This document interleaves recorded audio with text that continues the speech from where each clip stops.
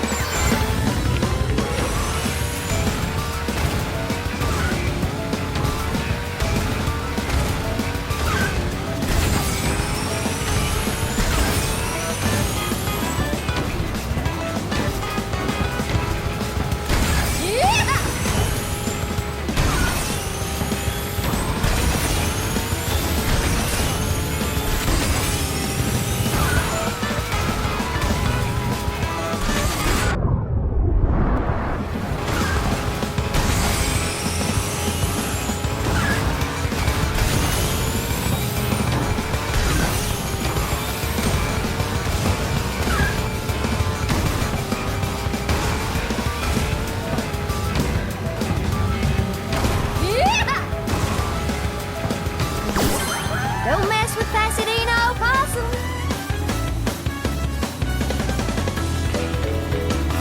Next is Jungle Boogie. Perhaps the easiest of all of Sebastian's times, this one taking me about 6 attempts. Now I knew I could beat this time with little to no effort. The only real worrying factor was that shortcut at the beginning of the track. Make my way through that without hitting anything, keeping my fire intact as much as possible, and overall this track wasn't really that bad to beat. However, compared to the other tracks I was up against, I felt like overall I highly underestimated Sebastian's skill, in which case I humbly apologize.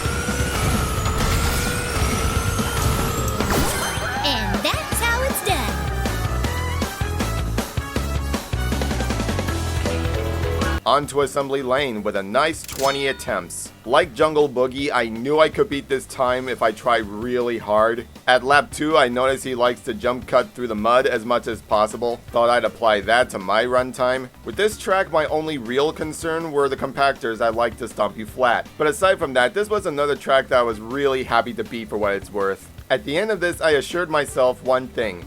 That felt pretty darn good.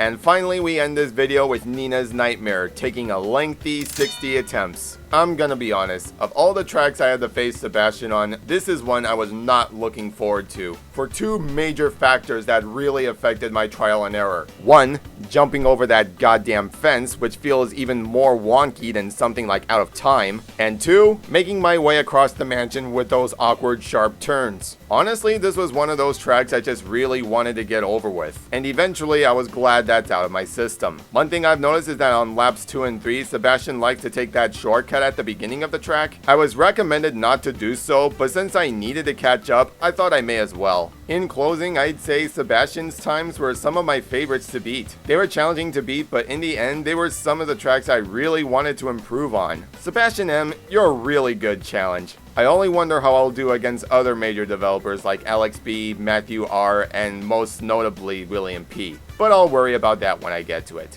Thanks for watching, and I'll see you in the next Developer Time video. Catch you then.